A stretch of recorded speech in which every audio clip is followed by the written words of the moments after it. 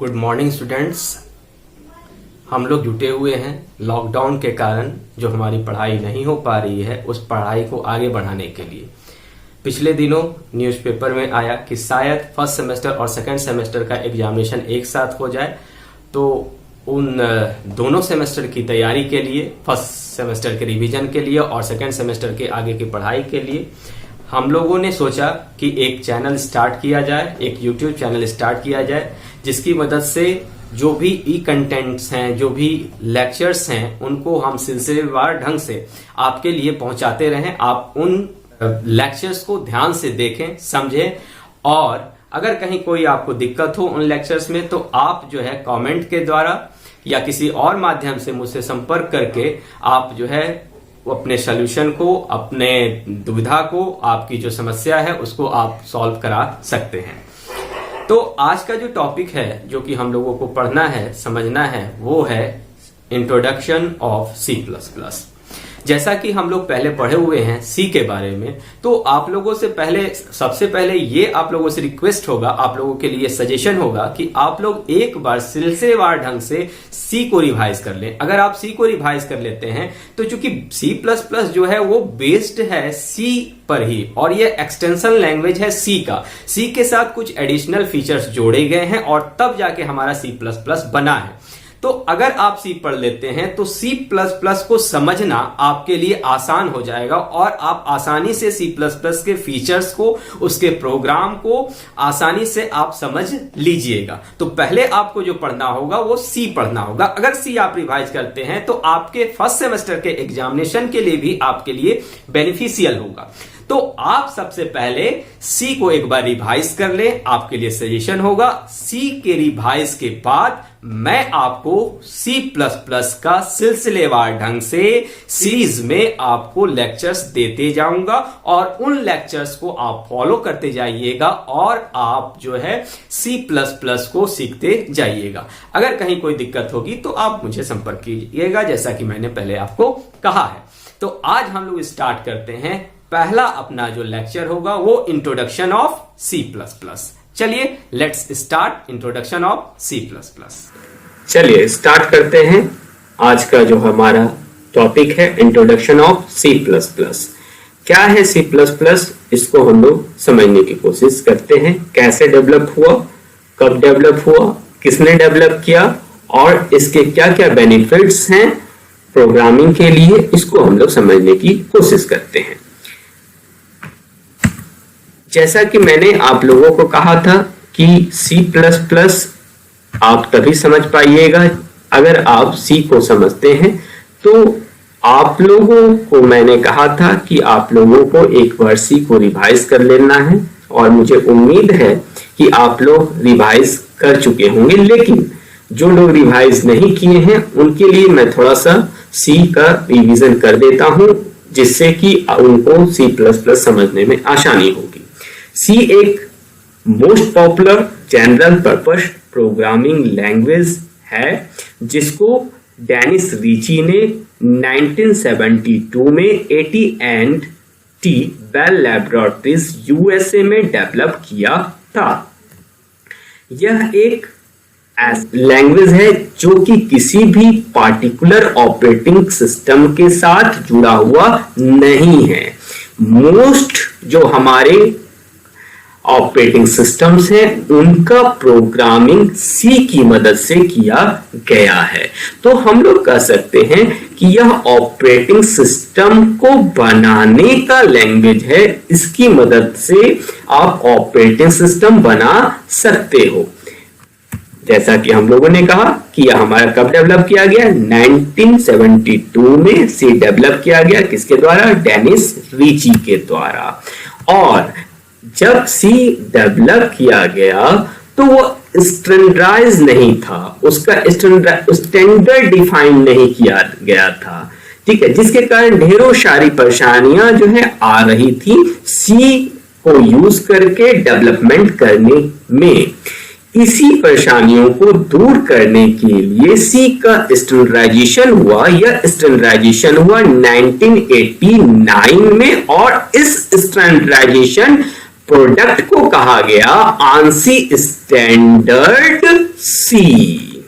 अब बात आती है कि C++ क्या है, आखिर C++ में C क्यों आया।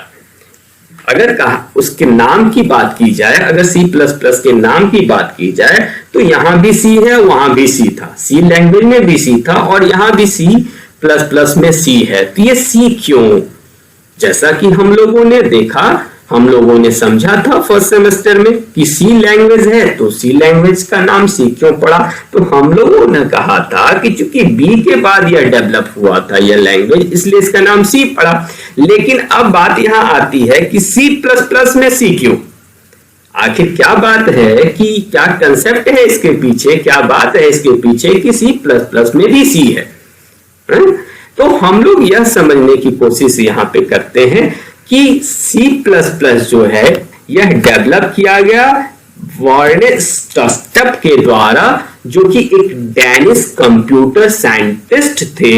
इन्होंने अर्ली 1980 में C++ को डेवलप किया। जब इन्होंने C++ को डेवलप किया उस समय C++ का नाम C++ नहीं था, उस समय इसका नाम था C विथ क्लासेस। लेकिन C में हम लोग एक ऑपरेटर पढ़े थे जिसका की काम था इंक्रीमेंट कर देना। उस ऑपरेटर का नाम था इंक्रीमेंट ऑपरेटर, जो क्या करता था, किसी भी वैल्यू को एक से बढ़ा देता था, एक से इंक्रीमेंट कर देता था। उसी तरह से C++ लैंग्वेज जो है यह बेस्ड लैंग्वेज है, यह एक्सटेंशन लैंग्वेज है C का। इसमें सारे C के फीचर्स मौजूद हैं, इसी कारण से C++ इसका नाम पड़ा। इसका मतलब है कि यह एक्सटेंशन लैंग्वेज है, यह C से बेस कर यह लैंग्वेज बनाया गया है, इसीलिए इस प्रोग्रामिंग लैंग्वेज का नाम पड़ा C++ प्रोग्रामिंग लैंग्वेज। अब बात आती है, थोड़ा सा हम लोग चलते हैं बर्ने स्टॉस्टप के द्वारा। बर्ने स्टॉस्टप जो एक डेनिश कंप्यूटर साइंटिस्ट थे जिनका जन्म 30 दिसंबर 1950 को हुआ। इन्होंने C++ लैंग्वेज को डेवलप किया। यह कंप्यूटर साइंटिस्ट है जो कि अभी हैं और यह कार्यरत हैं विजिटिंग प्रोफेसर के रूप में कोलंबिया यूनिवर्सिटी में, और यह जो है कार्य कर रहे हैं मॉर्गन स्टैनली में एज ए मैनेजिंग डायरेक्टर, जो कि न्यूयॉर्क में है। बर्ने स्टॉस्टप एक्चुअली चाहते थे कि जो C है हमारा, C का जो इफिशियंसी है और सिमुला के अंदर जो फीचर्स हैं ऑब्जेक्ट ओरिएंटेड के फीचर्स, उनको लेकर एक लैंग्वेज बनाया जाए जिसमें दोनों कंसेप्ट आए, C के इफिशियंसी का भी पार्ट आए और ऑब्जेक्ट ओरिएंटेड का भी पार्ट आए, और इन्हीं दोनों लैंग्वेज से एक नया लैंग्वेज बना जिसको कहा गया C with classes language. C++ का स्टैंडर्डाइजेशन हुआ, वह हुआ 1998 में। स्टैंडर्डाइजेशन क्यों आवश्यक है इसकी कहानी मैं पहले ही आप लोगों को बता चुका हूं। आगे चलते हैं, अगर डिटेल में देखें तो C++ जो है वह डेवलप्ड और इंप्लीमेंटेड हुआ बर्ने स्टॉस्टप के द्वारा AT&T बेल लैबोरेटरीज में in the early 1980s. Stostap, a master of Simula 67 and C, wanted to combine the features of both the languages into a more powerful language that could support object-oriented programming with features of C. इसका मतलब हुआ कि जो हमारे स्टॉस्टप थे वो चाहते थे कि सिमला 67 और C के कंसेप्ट को मिलाकर, इनके फीचर्स को मिलाकर एक मोर पावरफुल लैंग्वेज बनाया जाए जिनमें दोनों का फीचर्स हो, और इसके बाद उन्होंने जो है C++ लैंग्वेज को डेवलप किया। उन्होंने जो है C++ लैंग्वेज को डेवलप किया। अब वेरियस आइडियाज जो है C++ में वो कहां से आए हैं, सिमला 67 से आए हैं और एल्गोल 68 से आए हैं, और कहां से आए हैं, C से आए हैं। जब इसको डेवलप किया गया था उस समय इस प्रोग्रामिंग लैंग्वेज का नाम पड़ा सी विथ क्लासेस। यह जो है सी विथ क्लासेस कैसा था, यह हाई लेवल प्रोग्रामिंग लैंग्वेज था, लेकिन इसमें लो लेवल जो फैसिलिटीज थी वह भी थी किसके कारण, सी के कारण, बिकॉज ये सी से हमारा एक्सटेंड हुआ था। सी के बेसिक फीचर्स को यहाँ पे हमारा यूज किया गया था, या कहें कि सी के फीचर्स को हम लोग यहाँ सी के फीचर्स को यहाँ पे यूज किया गया था। This language is based on two existing languages, C and similar, जैसा कि हम लोगों ने देखा।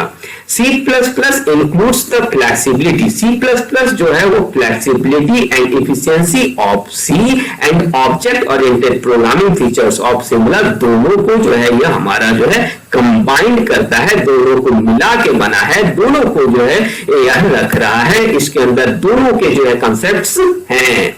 जब यह डेवलप किया गया इसका नाम पड़ा सी विथ क्लासेस, है ना। एंड आफ्टर 3 years इसके नाम को बदल दिया गया रिक मैसिटी के सजेशन के बाद, और इसका नाम क्या पड़ गया, C++। अब यहाँ पे एक बात आती है कि क्या हम C++ को सुपरसेट ऑफ C कर सकते हैं? क्यों नहीं कर सकते हैं? क्योंकि हम लोग जानते हैं कि C++ जो है हमारा डेवलप हुआ है C से, सो C के जितने फीचर्स हैं वो सारे हमारे आ गए कहां पर, C++ के अंदर। तो हम लोग कह सकते हैं कि C++ जो है एक सुपरसेट है किसका, C का। अगर इसको दूसरे रूप में कहें तो यह कह सकते हैं कि C जो है वो सबसेट है किसका, C++ का। अब C++ में प्लस प्लस क्यों आया, इसकी भी कहानी हम लोगों ने देखी, क्योंकि यह इंक्रीमेंट ऑपरेटर जो सी में हम लोगों ने पढ़ा था, ठीक है, जो कि किसी भी वैल्यू को एक से बढ़ा देता है, एक लेवल ऊपर कर देता है, इसीलिए यहाँ पे हमारा प्लस प्लस आया, क्योंकि C++ जो है हमारा सी के कंसेप्ट्स को लेकर बना है। इसमें एडिशनल फीचर्स हम सिमिलर से आए हैं, लेकिन सी का जो बेसिक कंसेप्ट है, जो सी था, जो सी के कंसेप्ट्स थे, वो सारे हमारे जो है यहाँ C++ में भी हैं।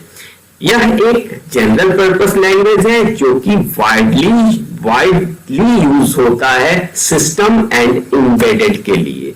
यह एक मोस्ट कॉमनली लैंग्वेज है जो कि जिसको यूज किया जाता है डेवलप करने के लिए डेटाबेसेस को, और किसको, ऑपरेटिंग सिस्टम्स को। ऑपरेटिंग सिस्टम और डेटाबेस भी इसकी मदद से हम लोग डेवलप कर सकते हैं। अगर हम लोग कंपैरिजन की बात करें तो C एंड C++ में क्या कंपैरिजन है। सबसे पहली बात कि C जो है एक प्रोसीड्यूरल प्रोग्रामिंग लैंग्वेज है, और C++ प्रोसीड्यूरल भी है एंड ऑब्जेक्ट ओरिएंटेड भी है। दूसरी बात, C++ जो है एक सुपरसेट है किसका, C का, या कहें C जो है एक सबसेट है किसका, C++ का। C एक जो है C++ में एक कंसेप्ट जो है हमारा जो है फॉलो होता है, जिसको हम लोग इंफॉर्मेशन हाइडिंग करते हैं, जो कि C में हमारा फॉलो नहीं होता है। रेफरेंस वेरिएबल C में फॉलो नहीं होता था, रेफरेंस वेरिएबल का कोई कंसेप्ट नहीं था, लेकिन C++ में रेफरेंस वेरिएबल का कंसेप्ट है। C जो है वो प्रोवाइड करता था कई फंक्शंस को, किसके लिए, डायनेमिक मेमोरी एलोकेशन के लिए एंड डी एलोकेशन के लिए। जैसे MALLOC function, CALLOC function and free function D allocation के लिए यूज होता था। लेकिन C++ सिर्फ 2 ऑपरेटर्स को प्रोवाइड करता है। फर्स्ट ऑपरेटर है न्यू ऑपरेटर मेमोरी एलोकेशन के लिए, एंड सेकंड ऑपरेटर है delete operator memory D allocation के लिए। तो बच्चों आज की कहानी यही समाप्त होती है। एक बार फिर मैं आपको रिवाइज कर देता हूं कि C++ क्या है।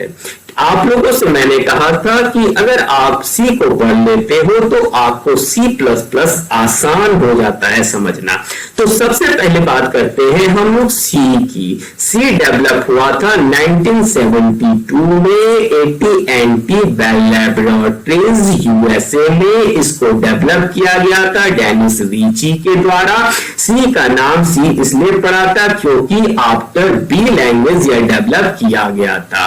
1967 में BCPL लैंग्वेज डेवलप हुआ। BCPL कहने का मतलब है basic combined programming language, and उसके बाद 1970 में बी लैंग्वेज कैम थॉमसन के द्वारा डेवलप किया गया और उसके बाद 1972 में डेनिस रीची के द्वारा एक नया लैंग्वेज बना, चूंकि यह बी के बाद बना था इसलिए इस लैंग्वेज का नाम पड़ा था सी।